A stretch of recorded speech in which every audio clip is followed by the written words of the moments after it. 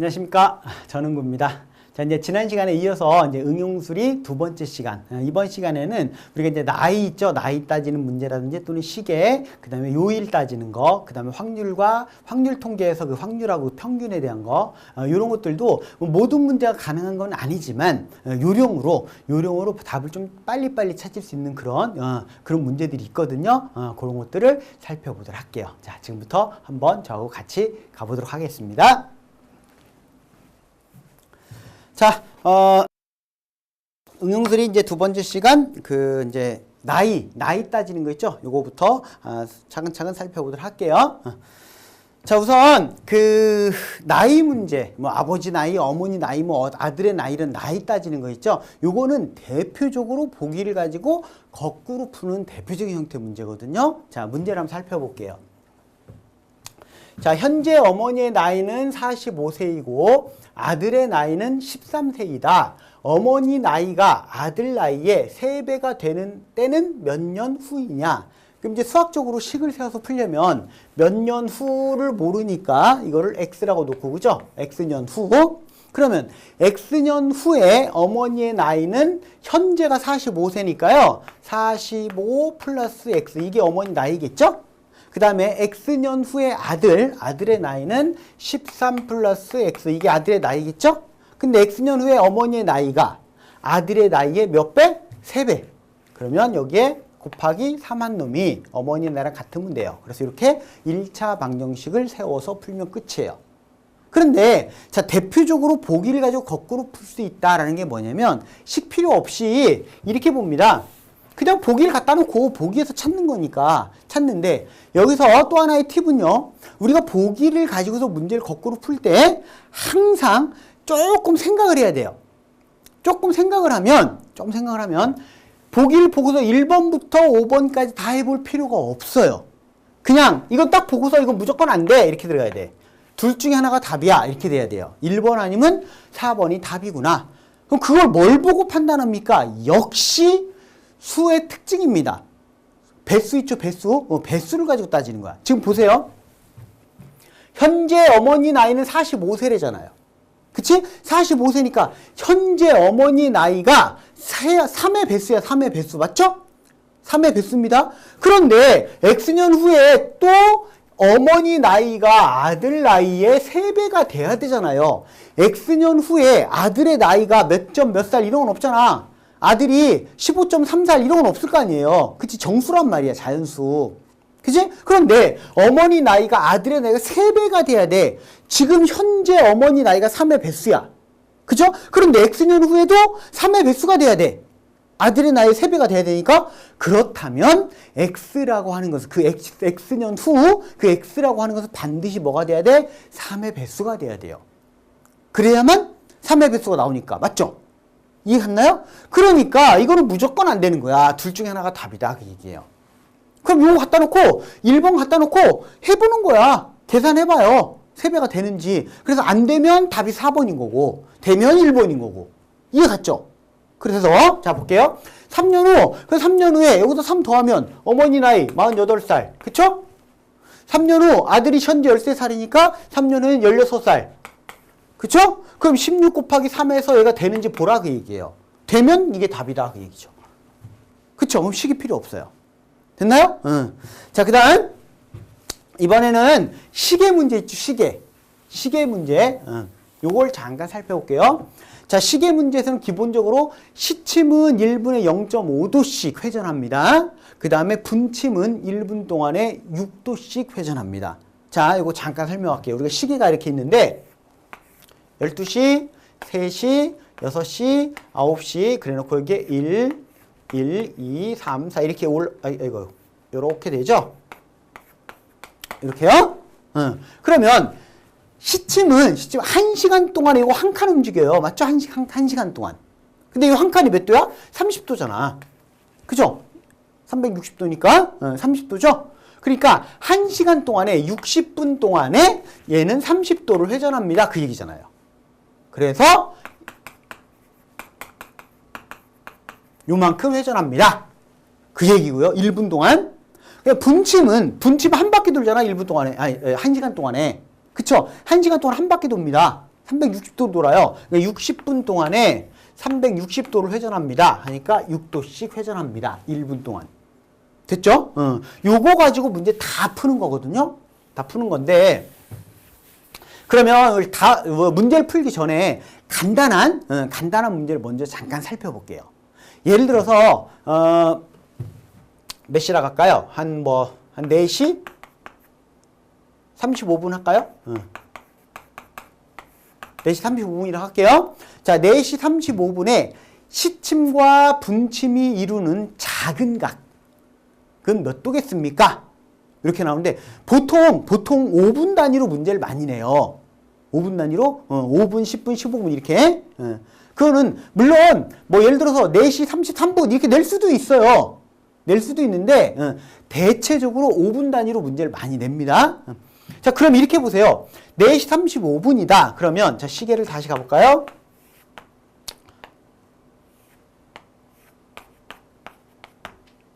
자, 4시 35분이면, 분침은 여기 와 있죠? 7자에, 그지? 정확하게 7자에 이렇게 와 있어요. 시침은 4하고 5 사이 어딘가 이렇게 와 있어요. 이렇게 시침이. 맞죠? 그지? 그러면 우리는 문제를 풀 때 이렇게 해놓고 그냥 대충 그래요. 대충 그래놓고 한 칸이 30도씩입니다. 그럼 4시 정각에 시침이 여기 있었는데 여기 있었잖아.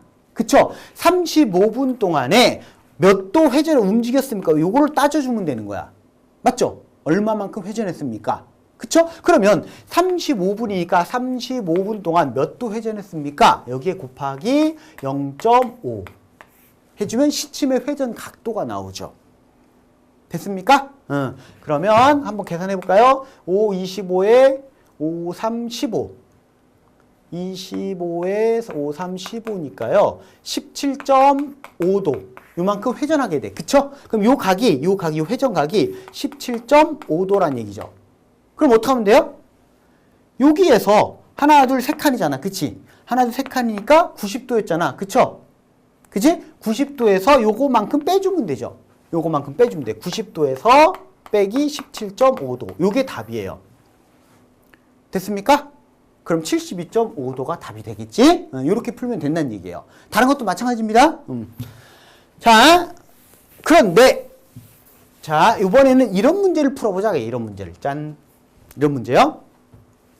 요게 여러분들이 이제 그 시계 문제는 중학교 1학년 때 1차 방정식의 활용 처음 배울 때 그 중에서 가장 어렵게 생각했던 대표적인 형태 문제가 바로 이 시계 문제인데 그 중에서도 또 어려운 형태 중에 하나가 이런 형태입니다. 자, 8시에서 9시 사이에 시침과 분침이 정확하게 일치하는 시각, 요걸 구해라. 8시 몇 분입니까? 요걸 구해라. 이게 가장 어려운 형태 문제거든요. 근데 이런 문제를 보면은 객관식으로 문제가 나오는 경우에 이런 문제들은 대부분이요. 보면 전부 다 분모가 11로 돼 있어요. 대부분이 그래요. 11로 돼 있거든요. 이런 문제 지금부터 해결하는 방법을 살펴보자 그 얘기입니다. 우선 선생님이 먼저 차근차근 설명을 먼저 하나 해주고 나서야 그리고 나서 공식처럼 외우는 게 편하다는 걸 다시 보여줄게요. 자, 지금 8시에서 9시 사이니까요. 여기가 8이고 여기가 9야. 그죠? 자, 그러면 지금 문제가 뭐냐면 시침하고 분침이 정확하게 이렇게 일치했대. 어딘지 모르겠어. 아무튼 이렇게 일치했다는 얘기잖아. 요 사이에. 그쵸? 그죠? 이게 과연 8시 몇 분에 이렇게 일치하겠습니까? 그 얘기예요. 그럼 보세요. 8시 정각이야. 8시 정각에 시침은 여기 있을 거고요. 여기 있었을 거고 분침은 여기 있었을 거야. 그쵸? 맞죠? 그럼 이 상태에서 얘도 계속 회전하고 얘도 계속 회전해서 시침이 요만큼 움직였어요. 분침은 이만큼 회전했고요. 맞죠? 그러면 서로 정확하게 일치하려면 분침의 회전각도, 분침이 회전한 각이 시침이 회전한 각보다 이만큼 더 크면 되죠. 맞습니까? 자, 요 원리를 이용해서 지금부터 답을 찾아보자 그 얘기입니다. 자, X분, 8시 X분 동안 분침은 몇 도 회전했습니까? 1분에 6도씩 회전하니까 6X만큼 회전합니다. 그죠? 시침은 얼마만큼 회전했습니까? 0.5도, 1분에 0.5도씩 회전하니까 0.5x만큼 회전합니다. 그 얘기죠? 그런데 분침의 회전 각도가 시침의 회전 각도보다, 그쵸? 이만큼이 더 커야 됩니다. 그럼 이게 몇 도인데요? 한 칸이 30도씩이니까 30 곱하기 8, 38이 240도예요. 그죠? 240도만큼 더 회전하면 된다. 그 얘기죠. 그럼 서로 일치하게 된다. 이렇게 식을 세울 수 있죠. 그죠? 이제 x 풀면 돼요. 그러면 넘겨서 5.5x는 240이니까 x는 5.5분의 240이구나. 그래서 이런 문제는요. 반드시 11분의 여기 2 곱한 거야. 480 이렇게 돼요. 그럼 답이 2번이라는 걸 알 수 있죠. 그런데 자 이제는입니다. 이제 공식처럼 기억하자. 이게 무슨 얘기냐면 자 이제 시간이 바뀌는 걸 생각해서 공식처럼 기억해보자 그 얘기예요. 자 시간을 우리가 바꿔서 문제를 한번 풀어볼까요?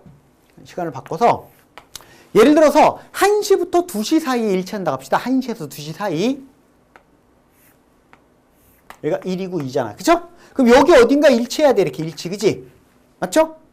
그럼 어쨌든 1시 x분 동안 분침은 6x만큼 회전하고 시침은 0.5x만큼 회전을 합니다.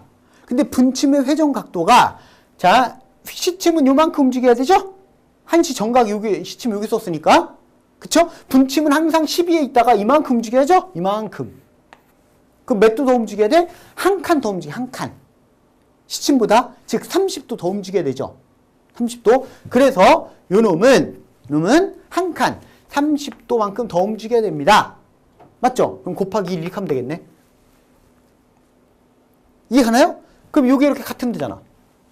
그래서 넘기면 언제나 이렇게 나와요. 5.5x는 30도 곱하기 한 칸. 이해갔죠? 그러면 2시에서 3시 사이는 어떻게 될까? 2시에서 3시 사이 일치했다 그러면 이거는 분침이 시침보다 2칸 더 움직여야 돼. 2칸, 60도 맞죠? 30 곱하기 2야. 그럼 2시에서 3시 사이는 요것만 2로 바꾸면 되죠. 그죠? 그럼 3시에서 4시 사이는 요것만 3으로 바꾸면 되죠. 3칸 더 가면 되니까. 이해갔죠? 그래서 조금 전에 8시에서 9시 사이는 8칸. 그쵸? 곱하기 8만큼 더 움직이면 돼요. 맞죠? 그럼 이제 공식처럼 기억하자 그 얘기예요. 그래서 요거를 공식처럼 쓰면 이렇게 돼요. 5.5분의 30n. 요 n은 뭐냐면요. n시에서 n 플러스 1시 사이에. 됐죠? 자, 정리합니다. n시에서 n 플러스 1시 사이에 시침과 분침이 일치하는 시각을 구하시오. 그러면 이제는 공식처럼 요렇게 기억해라 그 얘기예요. 5.5분의 30n 또는 어차피 우리는 분자 분모의 2를 곱할 거거든. 그러니까 또는 이걸로 기억해라 그 얘기예요. 요거 공식처럼. 그럼 문제 나오잖아요? 그럼 집어넣으면 돼요. 8시에서 9시 사이 그 6 집어넣어요. 8 집어넣으면 돼. 8 집어넣으면 6, 8, 48. 맞죠? 그 7시에서 8시 사이 7 집어넣으면 7. 그럼 끝이에요. 10시에서 11시 사이 10 집어넣으면 돼요. 그럼 그게 끝이에요. 됐죠? 이렇게 쉽게 풀 수 있다 그 얘기입니다. 그 다음에 자 이번에는 반대로 요걸 볼게요. 이번에는 얘는 방금 전에 풀었던 문제랑 비슷한데 어떤 차이가 있냐면 3시에서 4시 사이에 시침과 분침이 서로 반대 방향으로 일직선 위에 있대요. 서로 반대 방향으로. 그때 시각 구하래요. 그러면 자, 이 경우도 공식처럼 기억하면 금방 끝나요. 공식처럼. 자, 우리 3시에서 4시 사이에 시침과 분침이 서로 일치하는 시각 볼게요. 일치하는 시각을 먼저 볼게요. 자, 3시에서 4시 사이니까 여기 어딘가 이렇게 일치하는 시각 이렇게 되잖아. 그지? 그죠? 근데 서로 반대 방향으로 180도 차이가 나야 돼. 일직선이 있어야 되니까 시침은 여기 어딘가 이만큼 더 회전하겠지. 그쵸? 근데 분침은 쭉 계속 돌아서 1, 2 와야 돼. 1, 2, 1, 2, 1, 2. 이렇게 돼야 돼. 이렇게. 맞죠? 그쵸? 여기까지 했나요? 이게 과연 3시 몇 분입니까? 이 얘기 아니야. 3시, 맞죠? 그럼 틀린 줄 알았어. 3시에서 4시 사이 맞죠? 맞습니다. 그러니까 일치하는 시각보다 더 회전했는데 그 회전각 차이가 180도가 더 나야 돼. 즉 분침이 시침보다 180도 더 움직여야 됩니다. 일치하는 시각을 기준으로 했을 때. 그럼 조금 전에 뭐라 그랬어요? 일치하는 시각이 11분의 60n이라 그랬거든요. 이걸로 할까요? 이걸로? 5.5분의 아까 30n이라 그랬어. 그쵸? 할까요? 그래서 이게 일치하는 시각이야. 5.5분의 여기다가 3을 집어넣으면 3, 3은 9. 그죠? 요게 3시에서 4시 사이에 서로 일치하는 시각입니다. 일치한 시각 이후에 그만큼 더 회전해야 돼. 180도만큼. 분침이 시침보다 180도만큼 더 회전해야 됩니다. 회전 각도가요? 그럼 여기다가 플러스 180 하면 끝이에요. 이제 플러스 180. 180. 이게 끝이에요. 이해갔습니까? 그러면 결국에는 요놈은 5.5분의 270이 되는데 어차피 답은 이걸로 나올 거다 그 얘기입니다. 요걸로요. 그쵸? 그래서 1번이 답이구나. 이해갔나요? 그런데야. 자, 이번에는 시간을 살짝 바꿔볼게요. 이것도 이제 공식처럼 기억하면 편해요. 이번에는 있잖아. 7시에서 8시 사이로 해볼까요? 우리? 7시에서 8시 사이. 7시에서 8시 사이에 시침과 분침이 서로 반대 방향으로 일직선 위에 있을 때야. 이게 아까 일치할 때는 이렇게 된다 그랬잖아. 이렇게 이게 일치하는 거. 그죠? 그런데 자, 이 경우는 거꾸로 반대로입니다. 서로 반대 방향으로 일직선을 했으니까 요 시간이 일치하는 시각보다 더 적게 회전해야 돼. 즉 시침은 한 요 정도 있어야 되고요. 분침은 이렇게 있어야 돼. 맞죠? 거꾸로. 그쵸? 그러니까 자, 7시에서 8시 사이에야 5.5분의 30 곱하기 n. 그쵸?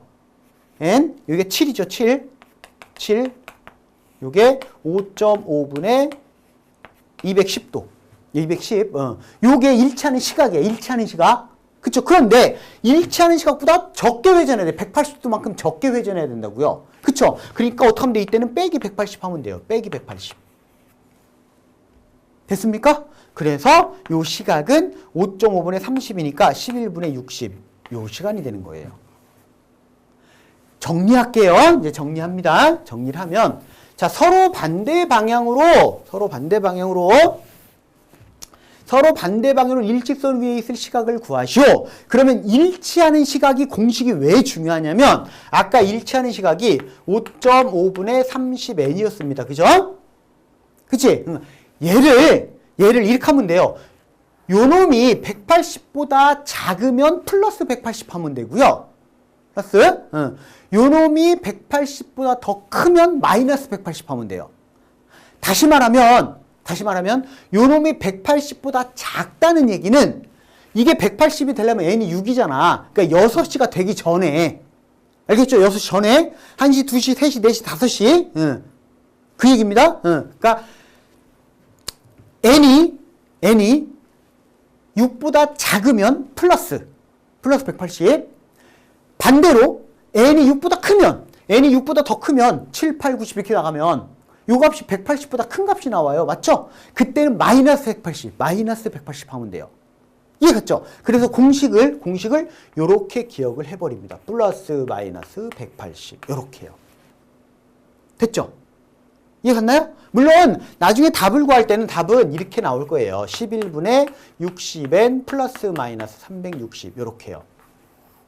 그래서 다시 한번 얘기합니다. 분자가 얘보다 작으면 플러스, 얘보다 크면 마이너스. 이렇게 공식처럼 기억해버리면 이런 문제 나오잖아요. 이제는 답 찾는데 10초면 돼. 10초. 알겠죠? 10초도 채 안 걸릴 거야. 자, 시계 문제였습니다. 이게 이제 조금 어려운 시계 문제. 이거를 한번 정리를 했고요. 자, 이번에는 그 날짜와 요일인데 어차피 우리가 날짜를 따지는 거 있죠. 몇 월 며칠입니까? 이걸 그거는 사실 특별한 팁이 없어요. 특별한 방법이 없습니다. 따져야 되고요. 자, 선생님은 요일 따지는 거. 요일에 대한 것만 할 거예요. 요일 따지는 거는 핵심이 뭐냐면 일단 1년은 365일이다. 윤년의 경우는 366일이다. 자, 요일은 다른 거 보지 말고 7로 나눈 나머지만 생각해라요. 일주일이 7일이기 때문에 7일 후는 항상 그 요일이 나와. 항상 그 요일. 맞죠? 그러니까 며칠 후입니까? 할 때 예를 들어서 37일 후 무슨 요일입니까? 간단하게 오늘이 만일에 일요일이라고 합시다. 오늘이 만일에 일요일이다. 그러면 37일 후는 무슨 요일입니까? 그럼 이걸 7로 나눠라 그 얘기예요. 7로 나누면 7, 5, 35하고 나머지가 얼마예요? 2가 남죠? 그치? 그럼 2일 후야. 2일 후. 요일은. 알겠죠? 2일 후랑 똑같은 거예요. 그러니까 화요일이구나. 화요일. 이렇게 따져라 그 얘기입니다. 이게 핵심입니다. 자, 그러면 문제를 볼게요. 자, 2017년 5월 7일은 일요일인데 이날 태어난 아기의 10번째 생일. 10번째 생일은 무슨 요일입니까? 그랬어. 그러면 10번째 생일이니까 2027년 5월 7일. 얘는 무슨 요일입니까? 그 얘기죠? 그거 따지라 그 얘기예요. 단 2016년은 윤년이다. 자, 윤년이라고 하는 게 뭔지 다시 한번 정리를 하면요. 2월 달이 29일까지 있을 때가 있어. 그치? 그게 윤년입니다. 2월이, 그게 4년에 한 번씩 돌아와요. 근데 이제 정확하게는 4의 배수가 되는 해는 윤년이에요. 근데 또 100의 배수는 또 윤년이 아니에요. 또 400의 배수는 또 윤년이에요. 좀 헷갈리죠? 헷갈리니까 그냥 4년에 한 번씩 윤년이다. 이렇게만 기억하세요. 어쨌든 2016년이 윤년이래요. 그러면 또 윤년이 언제 있어? 2020년이 있고 2024년이 있어. 이때는 윤년이야. 2월 달이 29일까지 있어요. 그래서 1년이 366일이야. 자, 지금 이제 요일, 내가 요일을 따져야 돼. 요일 따져야 되는데 잘 들으세요. 7로 나눈 나머지만 생각하라 했습니다. 자, 우리 요걸 잠깐 볼게요. 자, 2017년 5월 7일이 요게 일요일이라 그랬어요. 그렇다면 2018년 5월 7일은 무슨 요일인가 먼저 따져볼게요. 그러니까 1년 후에 오늘은 무슨 요일입니까? 이걸 따져볼게요. 자, 1년은 365일이니까 이거는 365일 후가 돼. 맞죠? 근데 좀 전에 뭐라 그랬지? 요일을 따지는 경우에는 뭐 하라고요? 7로 나눈 나머지만 생각하라고요. 7로 나눈 나머지. 그러니까 요거를 그냥 7로 나눠요. 7로 나누면 자, 365를 7로 나눕니다. 7, 5, 35에다가 15, 7이 14. 나머지가 1이 남죠? 그치? 요일에서는요. 요일에서는 이거랑 똑같은 거예요. 아, 그래서 오늘이 일요일이면 1년 후에 오늘은 월요일이야. 하루 뒤야. 그냥 하루 다음 날. 근데 중간에 윤년이 껴있으면 플러스 1 더하면 돼요. 맞죠? 이해 갔습니까? 이렇게 따집니다. 그러니까 자, 다시 한번 얘기합니다. 1년 후는 평년의 경우야. 평년의 경우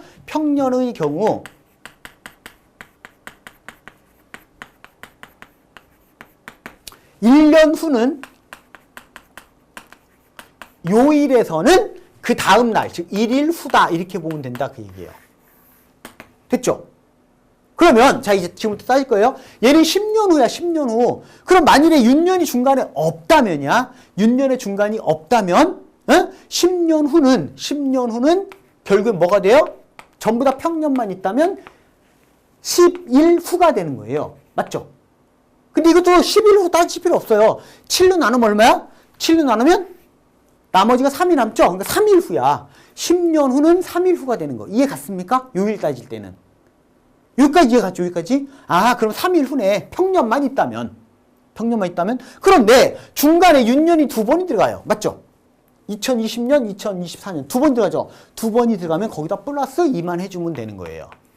그래서 내가 원하는 요일을 구할 때는 10번째 생일은 무슨 요일입니까? 10번째 생일은 결국에는 5일 후하고 똑같아. 요일에서는. 됐죠? 그러면 일요일이었습니다. 5일 후가 무슨 요일입니까? 그 얘기잖아요. 그치? 그럼 설마 이거를 못 따지진 않을 거 아니야. 맞죠? 그럼 답은 어디 갔어요? 금요일이겠지. 이해갔습니까? 요렇게 요일을 따질 때는 요렇게 따진다. 핵심 중요한 게 뭐라고요? 7로 나눈 나머지만 생각해라. 알겠죠? 요렇게 해서 따지면 쉽게 따질 수 있다. 네, 이게 사실은 참고로 여러분들 참, 우리나라는 그 생일을 따지는 게 나이를 따지는 참 희한하게 따집니다. 그죠? 그거 아세요, 여러분들? 우리나라 생일에 여러분들 생일에서 생일 케이크 놓고 촛불 꽂을 때요. 촛불 꽂을 때 2개를 꽂는 경우 없는 거 아세요? 2개 꽂는 경우 없습니다. 잘 생각해 보세요. 보통 우리는 나이를 따질 때 그 서양하고 달리 우리는 태어나자마자 1살이라 그래요. 이게 뱃속에 있는 기간까지 포함해서 1살을 치거든. 그죠? 그래서 돌 지나면 2살이라 그래요. 그죠? 외국은 안 그렇잖아. 그러다 보니까 여러분들 잘 가만히 생각해 보세요. 첫 번째 돌 때 촛불 하나 꽂아요. 맞죠? 그 다음 2번째 생일에 촛불 2개 안 꽂아요. 3개 꽂아요. 3살이라고 이제 그때부터. 그렇게 꽂지 않아요? 좀 희한해. 여담이었습니다. 여담이었고요. 자, 이번에는 똑같이 의를 따지는 거야. 똑같이 의를 따지는데 지금은 이제 연도가 바뀌는 거를 중심으로 해서 따졌고요. 이번에는 월이 바뀐 걸 따질 거야. 월. 자, 2번 문제입니다. 2017년 6월 15일은 목요일이다. 2017년 12월 25일은 무슨 요일이냐? 성탄절. 선생님 개인적으로야. 개인적으로입니다. 개인적으로 1년 중에 가장 좋아하지 않는 날이 바로 이 날입니다. 오해는 하지 마세요. 뭐 종교랑은 상관이 없어요. 종교랑 상관이 없지. 그 성탄절이면 예수님 태어난 날 아니에요? 예수님 생일 아니에요? 그죠? 근데 왜 예수님 생일에 내가 왜 마누라한테 선물해야 되고, 그죠? 근데 오는 건 없어. 그래서 별로 안 좋아합니다. 종교적인 거랑 전혀 무관하게. 자, 여담이었고요. 농담이었고요. 지금 요일을 또 따져야 돼. 요일을. 근데 이거를 6월 15일부터 12월 15일 며칠 후야. 이렇게 되면 복잡해진다 그 얘기예요. 이렇게 되면 복잡해져요. 잘 들어야 돼요. 자, 6월 15일 이날이 목요일이었어. 목요일. 그러면 7월 15일, 8월 15일, 9월 15일, 10월 15일, 11월 15일, 12월 15일. 내가 요 날의 요일을 금방 찾을 수만 있다면, 빨리 찾을 수만 있다면, 그쵸? 요 날. 그렇다면 여기는 25일이니까 플러스 10만 더하면 되니까 요일에서는 플러스 3만 더하면 돼요. 맞죠? 이해했습니까? 자, 그러면 이걸 따져볼게요. 자, 요게 며칠 후에요? 6월 달은 30일까지 있죠? 보통 우리가 봐요. 7월까지는 홀수가 큰 달, 31일까지 있는 달. 1, 3, 5, 7, 9. 그치? 8월부터는 짝수가 큰 달이에요. 8, 10, 12. 맞죠? 31일까지. 그러면 2월을 뺀 나머지는 다 30일이죠? 그러니까 6월은 30일까지 있어. 그럼 7월 15일은 30일 후예요. 맞아요?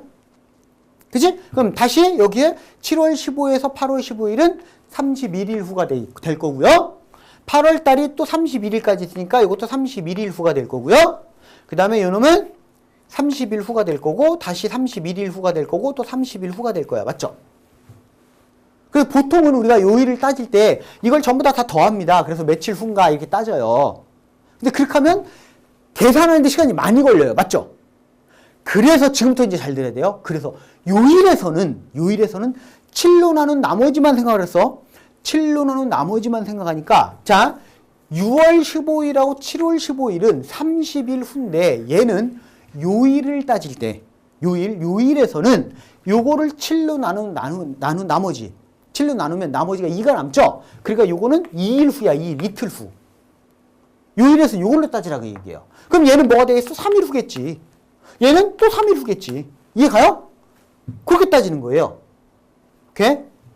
이해 갔죠? 그럼 요거는 다시 이틀 후. 이렇게 되는 거예요. 요건 3, 요건 2. 이렇게 따지는 거예요. 이해 갔습니까? 무슨 말인지? 그쵸? 그러니까 요일에서는 이게 숫자가 크니까 계산하기 힘들단 말이야. 요걸로 따지라고 얘기해요. 요걸로. 근데 여기서도 또 마찬가지야. 또 봐요. 요놈 더하면 7이죠. 7 되면 그냥 지워버려요. 다시 말하면요. 이날하고 지금 9월 15일하고 12월 15일은 요일이 똑같다는 얘기입니다. 그 얘기예요. 그냥 이거 쭉 더하면 뭐예요? 8이잖아. 8을 7로 나누면 얼마예요? 1이지. 1. 나머지가 1이에요. 그쵸? 그러면 6월 15일하고 12월 15일은 하루 뒤야. 요일에서는 하루 뒤에요. 하루 뒤. 이해 갔습니까? 이렇게 따지라 그 얘기예요. 그럼 계산이 훨씬 빨라지겠지. 하루 뒤. 따라서 12월 15일이 하루 뒤니까 이게 금요일이에요. 그럼 여기부터 여기 따지는 거 쉽잖아. 그쵸? 여기부터 여기 따지면 쉽죠? 이해 갔습니까? 됐죠, 이제. 끝났어요. 그러면 그 이 12월 15일이 금요일이니까 12월 25일은 10일 후잖아, 10일 후. 10일 후, 그죠? 그럼 어떡하라고요? 3일 후 계산하라고요. 7루나는 나머지. 그러니까 3일 후니까 금요일에서 3일 후. 그럼 무슨 요일? 3, 4, 5, 맞아요? 금, 토, 일, 월. 월요일이겠네요. 그치? 월요일. 그럼 2번이 답이구나. 요렇게 따지라고요. 중요한 건 핵심이 뭐라고요? 7루나는 나머지만 생각해라. 됐죠? 이렇게 하면 좀 더 빨리 풀 수 있겠다. 그러면 물론 이제 문제를 바꾸면요. 이렇게도 바뀔 수가 있죠. 연도도 바뀌고 월도 바뀔 수. 그쵸? 그치? 그러니까 만일에 여기가 2017년 아니라 2020, 24년, 23년 할까요? 이게 바뀔 수 있잖아요. 그치? 그러면 연도를 먼저 따지는 거야. 조금 전에 했던 것처럼 2023년 6월 15일이 무슨 요일인지 따진 다음에 그때부터 다시 이제 따지면 되죠. 월만. 이해 갔습니까? 자, 핵심은 7루나는 나머지만 생각하면 된다. 됐죠? 그 정도 하겠습니다. 자, 그 다음에 이번에는 이제 확률로 갈게요. 확률. 예, 확률 문제가 사실은 확률을 전체적으로 하려면 이거 몇 시간에 걸쳐서 해야 돼. 경우의 수부터. 그렇게 할 수는 없고요. 선생님이 그 이번 강의의 핵심 포인트는 뭐예요? 팁이잖아. 팁. 문제를 빨리 풀이하는 요령. 그쵸? 그거를 지금 중점적으로 강의를 하는 거기 때문에요. 기본적인 뭐 확률의 어떤 이론이라든지 경우의 수라든지 이런 것들은 다 배제를 하고요. 팁을 중심으로 할 건데, 여러분들 아마 그 확률이라고 하는 것이 우리가 경우의 수를 따져서 풀이하는 문제를 푸는 그런 확률 문제가 있고, 경우의 수를 일일이 따질 수 없는 확률이 있어요. 그쵸? 근데 아마 여러분 기억이 날지 모르겠는데 확률이 왜 이렇게 어렵냐라고 느꼈던 게 대부분이 언제부터냐면요. 얘가 나오면서부터 얘가. 그러니까 고등학교 때, 중학교 때 확률은 그래도 할만했거든. 왜? 중학교 확률은 대부분이 경우의 수를 따져서 풀이하는 문제가 많았어요. 그러니까 경우의 수만 잘하면 확률이 크게 어렵지 않았었거든. 근데 고등학교 때 확률을 처음에는 어차피 합의 법칙, 곱의 법칙 나오는데 합의 법칙까지는 별거 아니었어. 그쵸? 그러다가 그러니까 확률의 덧셈 정리라 그러죠. 거기까지는 별거 아니었어. 근데 확률의 곱셈 정리가 나오는데 갑자기 뜬금없이 조건부 확률에서 나온단 말이야. 그때부터 이제 헷갈려요, 막. 그때부터 이제 문제가 어려워져. 그쵸? 어려웠는데, 자, 선생님이 강조하고 싶은 게 뭐냐면, 조건부 확률에서는 일단 중요한 게요. 중요한 게, 우리는 지금 수능을 공부하는 게 아니야. 옛날 수능 공부하듯이 막 아주 고난도의 그런 확률 문제를 공부하는 게 아닙니다. 우리는 뭐예요? 직무적성에 대해 대비하기 위한 공부야. 그러니까 직무적성에서는 무슨 고난도 수능 4점짜리 문제 안 내 그런 게 나올 수가 없어요. 그쵸? 그러다 보니까 뭔가 우리 직무하고 관련된 문제가 주로 많이 출제가 되는데 그때 나오는 것 중에서 조건부 확률 요 부분에 대한 거를 선생님이 잠깐 얘기를 하려고 그러는 거예요. 자, 요 조건부 확률의 정의입니다. 정의. 이게 중요한 거예요. 이게.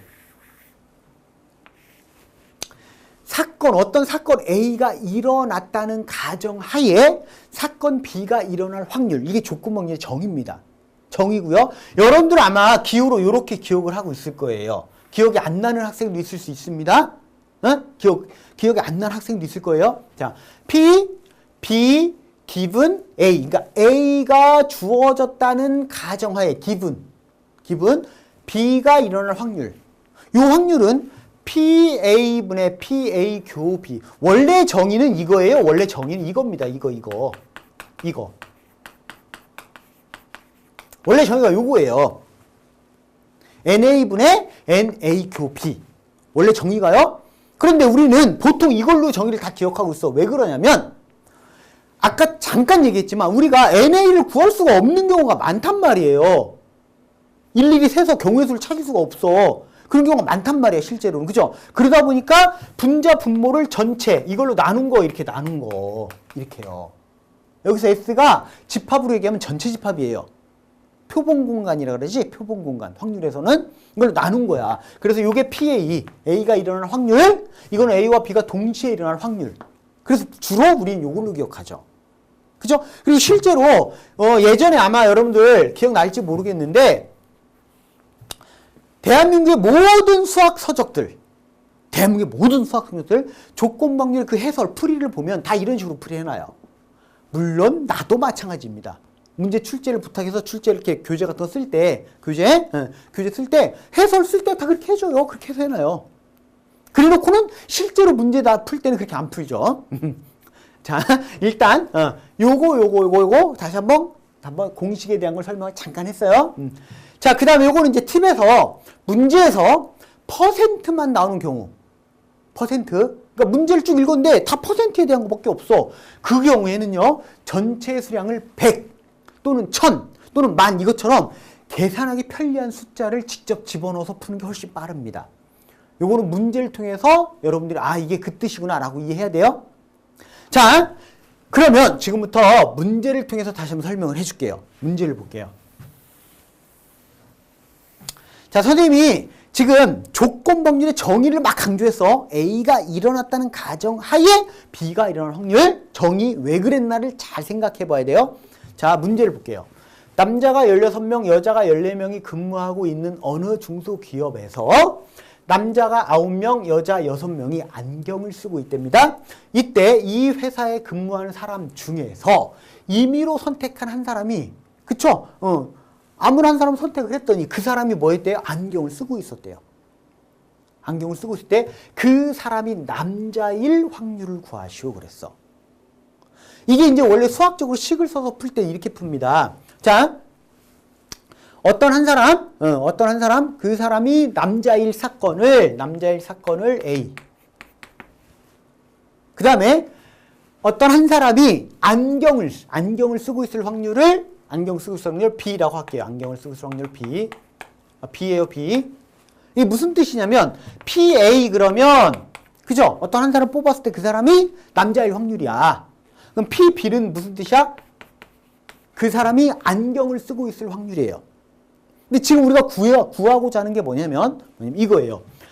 임의로 선택한 한 사람이 안경을 쓰고 있을 때, 즉 안경을 쓰고 있다는 가정하에, 즉 B라고 하는 가정하에 그 사람이 남자일 확률이니까 이거를 구하라는 얘기입니다. 이거 구하라는 얘기예요. 그러니까 안경을 쓰고 있다는 가정하에 그 사람이 남자일 확률. 그럼 이거는 조건 방률의 정의에 의해서 PB분의 PA 교B 이거 구하라는 얘기입니다. 요거요? 그럼 이제 PB를 구하고 PA 교B를 구해야 돼. 그쵸? 자, 그러면 PB는 전체가 몇 명이에요? 30명이죠? 30명 중에 안경 쓴 사람이 몇 명이에요? 15명이죠? 그러니까 30분의 15. 요게 PB야. 그쵸? 그 다음에 PA 교B는요. 남자이면서 동시에 안경을 쓰고 있는 사람이야. 맞아? 그러면 전체 30명 중에 남자이면서 동시에 안경을 쓴 사람은 9명이죠. 그치? 요게 요거예요. 요거.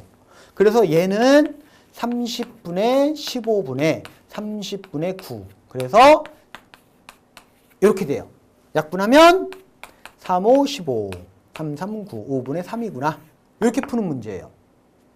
그래서 답이 4번이겠죠. 지금 이거는 대한민국의 아마 모든 수학 서적들은 이런 형태의 해설이 돼 있어요. 해설을 이렇게 풀어야 되거든. 그런데 자, 이제 보세요.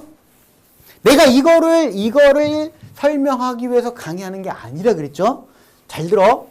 조건 방률은 가장 중요한 게 정의라서 정의를 잘 기억해야 돼. 정의.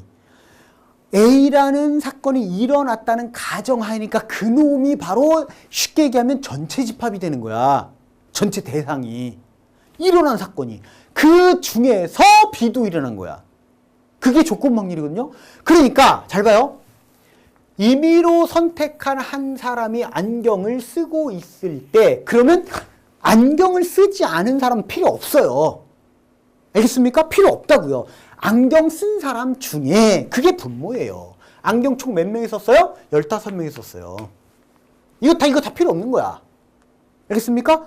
그 중에 남자가 몇 명입니까? 9명입니다. 그럼 이게 끝이에요. 이게 답이에요. 어때요? 훨씬 쉽잖아. 그쵸? 이렇게 풀어라 그 얘기입니다. 이게 조건 방률의 정의니까. 알겠죠? 자, 그 다음에 하나 더 볼게요. 이번엔 두 번째 문제. 자, 이제 퍼센트만 나왔어. 퍼센트. 자, 어느 자동차 부품 공장에서 A 기계의 생산율은 60%, B 기계의 생산율은 40%이다. 한편 A 기계 불량률은 5%이고 B 기계 불량률은 3%라고 한다면 생산된 불량품이 A 기계의 생산품일 확률을 고릅니다. 이 사실은 엄밀하게 따지면 이 문제가 약간 이게 조금 걸고 넘어질 소지가 있습니다. 이게 무슨 얘기냐면 A 기계 불량률 이렇게 하면 좀 헷갈릴 수 있어요. 그러니까 A 기계에서 생산된 제품의 불량률을 얘기하는 거예요. 이것도 마찬가지로 B 기계 제품에서 생산된 제품의 불량률. 그 얘기입니다. 기계 자체의 불량률이 아니고. 맞죠? 자, 그렇게. 근데 우리는 개떡같이 얘기하면 찰떡같이 알아들어야 돼요. 자, 지금 이게 무슨 얘기냐면, 자, 전체 생산의 60%는 A 기계에서 생산이 되는 거고, 40%는 B 기계에서 생산이 되는 거고, 그 다음에 A 기계에서 생산된 그 제품의 5%가 5% 불량품이고, B 기계에서 생산된 제품의 3%가 불량품이다. 그 얘기예요. 그런데 임의로 제품 하나 골랐는데 그 하필이면 그놈이 불량품이었대. 그놈이 A 기계에서 생산되었을 가능성, 확률을 구하라. 그 얘기입니다. 이것도요, 자, 수학적으로야. 수학적으로 계산해서 풀려고 하면 이렇게 풀어야 돼요. 자, PA. 이건 뭐예요? A 기계의 생산율이에요. 알겠죠? A 기계에서 생산된 확률. 어떤 제품 하나를 꺼냈을 때. 그럼 요 놈이 바로 60%니까 0.6이란 얘기고요. 그 다음에 PB. B 기계에서 생산된 제품일 확률. 어떤 제품 하나가 이게 0.4란 얘기입니다. 그 다음에 자 이제 우리가 요걸 구해야 되거든. 불량품일 확률. 어느 하나의 제품이 불량품일 확률. 요거를 P2라고 표현할게요. 에러라고 에러 2라고 표현할게요. 근데 요거는요, P2는 이렇게 구해야 되거든. P, A, 교 2 플러스 P, B, 교 2 이렇게 구해야 되거든요. 오케이? 그래서 이건 무슨 뜻이야? A 기계에서 나온 불량품일 확률. 어떤 제품 한 개가요? 그 얘기거든. 그럼 요거는 또 이렇게 확률의 곱셈 정리해서 PA 곱하기 P2 기분 A 이런 식으로 계산해서 풀어야 돼요. 수학적으로 해석하면 이렇게 다 해야 돼요. 얘도 마찬가지입니다. PB 곱하기 이렇게 PB 곱하기 P2 기분 B 이렇게요. 그래서 자 PA가 0.6이고요. 그죠? A 기계 불량률이 5%니까 곱하기 0.05 이렇게 되는 거고요. 얘는 PB가 0.49 곱하기 3%니까 0.03 이렇게 돼야 됩니다. 오케이요? 그래서 자 이제 궁극적으로 마지막 목표가 뭐냐면 이거거든. 이거예요. 불량품이 나왔다는 가정하에 그놈이 A에서 나왔을 확률. 그쵸? 요걸 구하라는 얘기야. 요거. 그러면 자 P2분의 PA 교 2 이거 구하라는 얘기예요. 그러니까 이거 분의 요거 이렇게 구해야 돼. 0.6 곱하기 0.05 더하기 0.4 곱하기 0.03분의 0.6 곱하기 0.05 이게 답이에요. 계산하면 돼요. 다 이렇게 해설돼 있어. 전부 다. 나 역시도 선생님 역시도 이런 식으로 해설을 써놓습니다. 수학적으로. 그런데 자 이제 다 지울 거예요. 다 필요 없다 그 얘기예요. 자 문제를 봤더니요. 문제 봤더니 전부 다 퍼센트밖에 없어요. 맞죠? 그치? 퍼센트밖에 없어요. 그러면 전체 생산된 전체 제품의 개수를 계산하기 편하게 그냥 100개, 1000개 이런 식으로 놓으라 그 얘기야.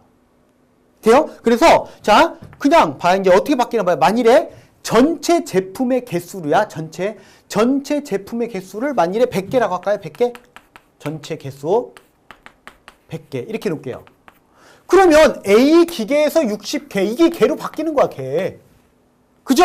B 기계에서 40개 이렇게 바뀌는 거예요.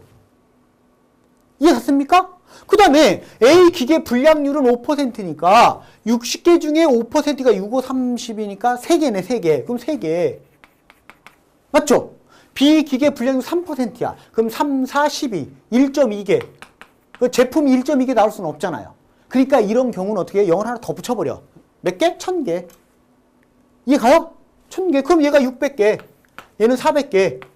맞죠? 그럼 0이 하나 더 붙어. 여기 30개. 요건 12개. 이렇게 하면 돼요. 이해 갔습니까? 그러니까 이 얘기예요. 전체 제품이 1000개야. 누구 맘대로 내 맘대로.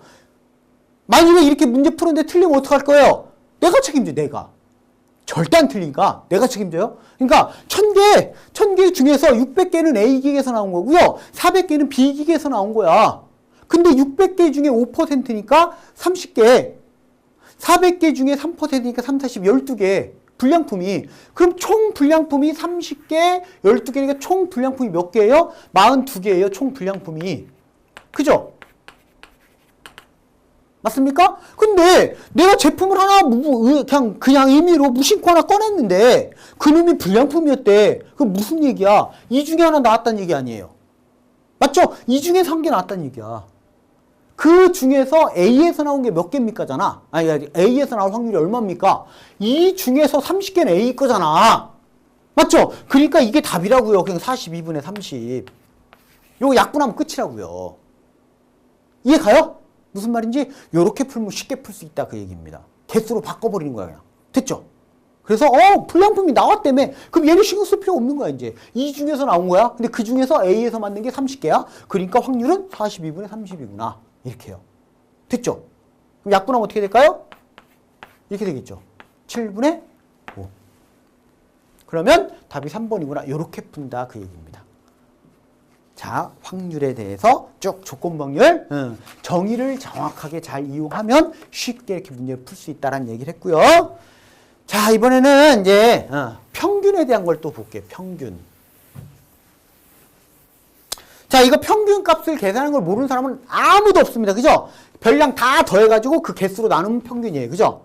도수 분포표에서는 도수 분포표란 용어조차도 혹시 기억이 날지 모르겠어요. 하도 오래돼가지고 이게 중학교 1학년 때 나오던 이거 워낙 오래돼서 쉽게 얘기하면 어떤 자료들을 그죠? 계급부로 나눠서 거기에 대해서 뭐 대표적인 게 성적이잖아. 성적 맞죠? 성적을 몇 점 이상 몇 점 미만 몇 명, 몇 점 이상 몇 점 미만 몇 명 이런 식으로 쭉 표로 만들어 놓은 게 도수 분포표죠. 그죠? 그럼 도수 분포표에서 평균은 그 계급값과 도수를 다 곱한 걸 전부 다 더해서 도수의 총합으로 나눠주면 평균이에요. 그죠? 좀 이따 문제를 통해서 다시 한번 확인해 볼게요. 중요한 건 뭐냐면, 중요한 거는요, 얘는 모르는 사람이 없어요. 그럼 문제를 어떻게 하면 좀 더 빨리 푸느냐인데, 자, 평균을 구할 때 얘가 중요한 거예요. 얘가. 알겠죠? 얘가 중요합니다. 얘가. 가평균을 이용한 평균. 평균이라고 하는 것은, 평균은 가평균에다가 과부족의 평균을 더해주면 된다. 그럼 가평균은 뭔데요? 말 그대로 이거는 임시평균. 우리가 무슨 가건물 이렇게 얘기하잖아. 임시로 주는 거. 그죠? 가평균은 임시로 내가 한 대충 자료 보니까 평균이 한 요 정도 되겠구나. 그걸 임시로 잡는 거예요. 임시로. 그래서 가평균. 과부족은 뭐냐면요. 각각의 별량이나 또는 계급값에서 빼면 돼요. 뭐를? 가평균을. 요게 과부족이라는 거야. 말 그대로 과하다, 넘친다, 부족하다 그걸 나타내는 거야. 알겠죠? 그래서 가평균보다 이 값이 작으면 마이너스가 나올 거고, 그죠? 이 값이 크면 플러스가 나올 거예요. 그쵸? 그래서 요거의 평균을 더해주면 그게 평균이다. 요 기억하세요. 꼭 기억하세요. 이거는 스피드면에서 차이가 어마어마합니다. 계산하는데. 자, 우리가 두 가지 형태로 나눠서 볼 수 있는데요. 우선 첫 번째는 그냥 일반적인 별량에 대한 거. 요거 먼저 볼게요. 근데 사실은 그냥 일반적인 이런 평균을 구하는 경우에는 가평균을 쓰지 않고 다 더해서 평균 구하나 가평균을 이용하나 그 시간 차이가 크지는 않아요. 이 정도 되는 거는. 왜? 이거 뭐 더해서 하나. 별 차이가 없거든. 근데 도수 분포표에서는 어마어마한 차이가 날 수 있어요.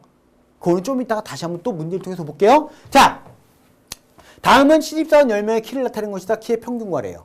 그럼 여러분 이거 전부 다 더한 다음에 10으로 나누면 돼. 맞죠? 이거 모르는 사람 없죠? 계산이죠? 근데 시간이 많이 좀 걸릴 것 같아. 맞죠? 시간을 어떻게 하면 줄이느냐? 값평균을 여기서 구하라. 자, 평균을 구할 거예요. 그럼 값평균을 먼저 잡아야 돼. 값평균을 먼저 잡아야 돼요. 근데 값평균을 뚝뚝 봤더니 뭘로 잡는 게 제일 편할지 생각해야 되거든요. 이런 경우는 보기를 먼저 봐도 돼요. 보기가 전부 다 170대야. 맞지? 그러면 값평균을 그냥 170으로 잡을게요. 이걸로 잡자 그 얘기예요. 그러면 자 이제 갑니다. 우리가 이제 과부족을 써야 되는데 과부족이야. 과부족은 각각의 별량에서 이거 뺀 거라 그랬죠. 빼요. 그럼 마이너스 6. 그지? 빼요. 그럼 11. 5 빼면 5 빼면 8. 요거는 마이너스 11. 요건 이제 플러스는 플러스 이렇게 표시할게요. 플러스. 그 다음에 요놈 빼면 플러스 10. 요거는 마이너스 3. 요놈은 플러스 2. 요거는 플러스 1. 그 다음에 요거는 플러스 13. 이렇게 되죠. 이게 과부족이야. 과부족의 평균. 과부족의 평균이니까 이걸 쭈르륵 다 더한 다음에 10으로 나누면 되죠. 근데 봐요. 이 값들을 다 더하는 거랑 계산 자체가 어마어마하게 스피드에서 차이가 날 수밖에 없는 게, 자, 이거 다 더하면 되거든? 근데 이거 봐요. 일단 얘랑 더하면 빵 없어지고요. 이거 없어지고요. 맞죠? 그럼 이제 요것만 이제 계산하면 돼. 요거. 맞습니까? 요것만 계산하면 되거든? 그럼 요놈하고 더하면 마이너스 1이니까 요놈하고 요까지가 플러스 7이에요. 그럼 요놈 더했더니 암산이 가능하죠. 암산이. 이거는 암산이 불가능하죠. 암산 배운 사람 빼고. 에? 일반 학생들 이거 암산이 불가능해. 이거 암산이 가능해. 암산이. 그쵸? 이거 더했더니 30이네요. 30. 그러면 플러스 10분의 30. 요게 바로 평균이다 그 얘기입니다. 됐죠? 그럼 73이네. 173. 아이고 170인데. 그죠? 됐죠? 훨씬 빠를 거다 그 얘기예요. 근데 자 이제 다음 문제 볼까요? 얘는 더해. 얘는요. 자 이제 다음은 학생 50명의 수학 성적을 정리한 이 뭐예요? 이거. 오타 선생님 2번 쳤나 봐요. 미안해요. 이게 이 전체가 빠져야 되는구나. 이 전체가 이거다. 선생님 실수했네요. 그죠? 전체 빠져야 돼요. 다음은 학생 50명의 수학 성적을 정리한 도수 분포표이다. 수학 성적의 평균을 구하라 그랬어요. 평균을. 자, 여기서 평균을 구하는데 일단 계급을 계급값으로 먼저 바꿔야 돼. 그죠? 그러니까 이거를 계급값으로 바꿀게요. 그러면 요거와 요거의 중간값. 그쵸? 그러니까 55, 이건 65, 이건 75, 85, 95 이걸로 바꿔야 돼. 그러면 자 여러분들이 계산했던 그 평균으로 계산하려면 이렇게 구하면 되죠. 자 55 곱하기 5 더하기 65 곱하기 11 더하기 75 곱하기 귀찮으니까 그냥 말로 할게요. 귀찮잖아 개수기가 그지? 얘랑 곱하고 얘랑 곱해서 다 더한 다음에 50으로 나눈 평균이에요. 근데 이제는 방금 전에 풀었던 문제랑 차이점이 이걸 곱하는데 시간이 한참 걸리고요. 다 한 다음에 그걸 또 더해야 됩니다. 숫자가 상당히 크게 나올 것 같아. 맞죠? 그러니까 시간이 많이 걸려요. 이럴 때 값평균을 이용하면 훨씬 빨라진다 그 얘기입니다. 훨씬. 그래서 잘 보세요. 이제 자 값평균을 이용할 거야. 나 요놈을 값평균으로 잡을게요. 요놈을 값평균.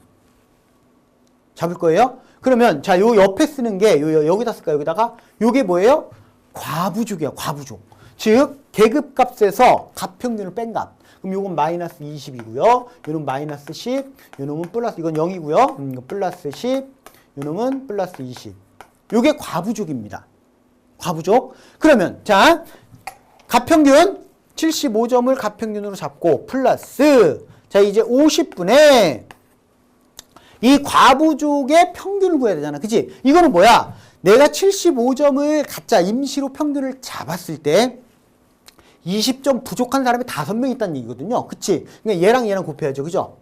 얘랑 곱하면 마이너스 100. 요놈은요, 마이너스 110.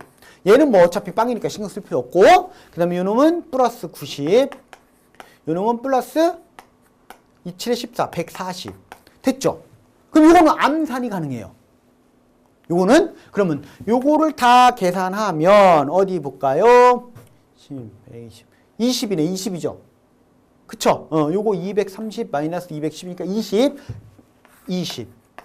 그죠? 그럼 요게 바로 내가 원하는 답이다. 그 얘기예요. 훨씬 빠르죠? 그쵸? 훨씬 빨라요. 요게 0.4니까 75.4. 답은 4번이겠네. 됐습니까? 그런데 여기서 팁을 하나 더 드릴게요. 하나 더 줄게요. 잘 봐요. 지금부터. 선생님 어떻게 푸는지. 선생님 같은 경우 이런 문제 풀 때 이렇게 풀어버립니다. 잘 봐요.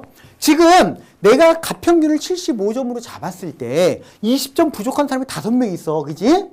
그 다음에 여기에 20점 남는 사람이 7명 있어. 그럼 어떡하냐면 이 중에 7명 중에서야 7명 중에 5명이 얘들한테 다 20점씩 줘버려. 야, 내가 내 점수 있잖아. 너 2점 줄게. 그럼 얘들 5명이 전부 다 몇 점이 돼요? 75점이 돼버려. 맞죠? 그리고 여기 95점짜리도 준 사람은 75점이 되죠. 그러니까 얘들만 인원수가 늘어나고 얘들은 줄어요. 빵! 이렇게요? 0명으로 줄어요. 얘는요? 2명으로 줄어요. 이렇게. 그럼 여기가 그만큼 늘어나겠죠. 여기가. 그죠? 플러스 늘어나겠죠. 근데 여기는 아무리 많은 숫자가 늘어나도 신경 쓸 필요가 없거든. 안 써도 되거든. 왜? 0하고 어차피 곱하면 빵이니까. 이해 갑니까? 그쵸? 마찬가지예요. 여기 또 보세요. 여기 봐. 얘는 10점 부족한 사람이 11명이 있어. 10점이 남는 애들이 9명이 있어. 그럼 이 9명이 다 줘버려. 얘들한테. 다 줘버려요? 그럼 여기 빵명이 돼요. 10점씩 준 거야. 그럼 여기 몇 명 돼요? 2명이 남아있죠. 아직. 9명은 받아서 1, 2 다 넘어갔어. 1, 2. 75점으로. 맞죠? 그러면 이거의 평균은 뭐랑 똑같으냐면요. 65점짜리가 2명. 이거 빵빵빵. 그 다음에 95점짜리 2명. 그 얘기예요. 나머지는 전부 다 75점. 그럼 똑같아요. 평균이. 똑같이 나와요. 그럼 훨씬 빨라지겠지? 그러면요. 요거 마이너스 20, 요거는 마이너스 20, 요건 플러스 40. 더 빠르죠? 그치? 더 빠르잖아. 요렇게 풀 수도 있다. 그 얘기입니다. 팁이에요. 오케이? 자, 마지막으로 이번에는 이제 세 번째 문제 볼까요?